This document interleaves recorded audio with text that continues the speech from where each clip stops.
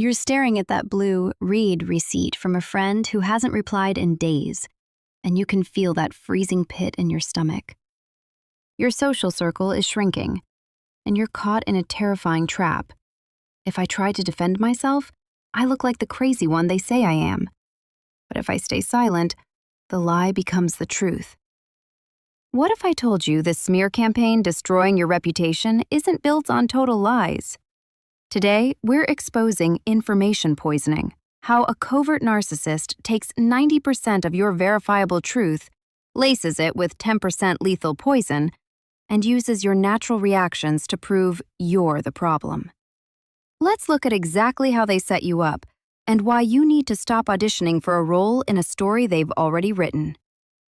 Think of your reputation, your life, and your sanity as a clear glass of water.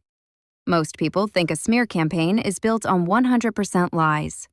They think it's about making up stories of things you never did. But a master smear campaigner is far more sophisticated than that. They don't use a flood of lies.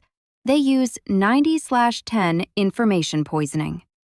This strategy relies on 90% verifiable truth, your actual mistakes, your moments of weakness, or your reactive abuse when they pushed you too far.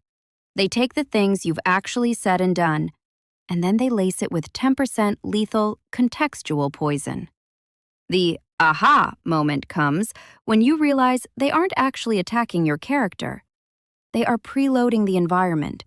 They are conditioning your friends and family so that when you eventually react to being hurt, when you cry, when you yell, or when you finally walk away, your natural reaction acts as the proof of the lie they've been whispering for months. You aren't the ink, and you aren't the cloudiness. You are the clear water, and it's time to see the dropper for what it really is. Phase 1. The extraction, the gathering of 90%. The poison starts long before the smear is ever launched. It starts during the extraction phase. This is when they play the role of the ultimate listener. They want to know your secrets, your traumas, and, most importantly, your flaws. Think back to a conversation like this. The narcissist. I just hate how your mother treats you. It's no wonder you struggle with your temper sometimes. You can tell me anything. I'm the only one who truly gets why you get so unstable when you're stressed. The victim. I know. I did lose it on her yesterday. I felt so out of control. I hate that I'm like that. In this moment, they aren't comforting you. They're collecting the 90%. Physically, you might feel a slight tension in your chest during these talks, a vulnerability hangover. But you dismiss it because you think you're being seen. The narcissist's internal logic is different. They don't see your vulnerability as a bridge to connection. They see it as a stockpile of ammunition. To them, your flaws are insurance. If you ever try to expose their behavior, they have a folder full of your own admissions to keep you in line. They're waiting for the perfect moment to add that first drop of ink. Phase 2. The injection. The clouding of context. Now comes the 10% poison. This is where the 90% truth is reframed. They don't tell the mutual friend, I am abusing them. Instead, they use the concerned soul tactic. The narcissist. I'm so worried about your name. They've been having these episodes. They admitted to me they feel completely out of control and unstable. I'm doing my best to support them, but I'm honestly starting to fear for my own safety. Please, don't tell them I told you. I don't want to trigger another unstable outburst. Notice what happened there? They used your actual words, out of control and unstable. But they removed the context of why you felt that way. They removed the 90% of the story where they spent 3 hours gaslighting you before you snapped. When you hear about this later, you feel a wave of nausea. A cold sweat breaks out on your neck. This is the somatic impact of being erased. Your brain is screaming because the truth being told is just close enough to reality that you don't know how to fight it without sounding like you're making excuses.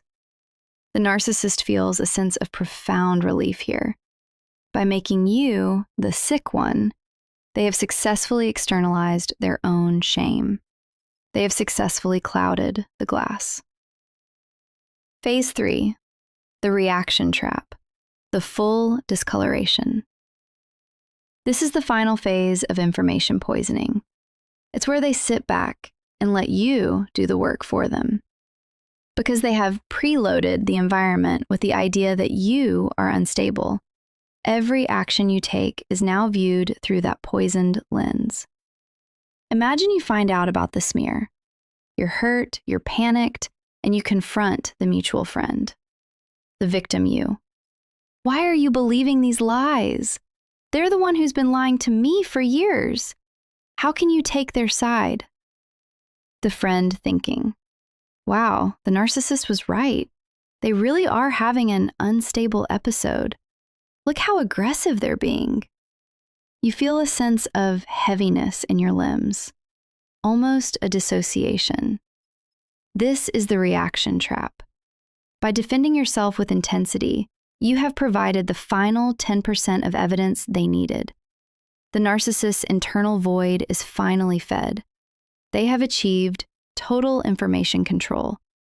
In their mind, they are now the victim who survived you, and the social circle is their protective barrier.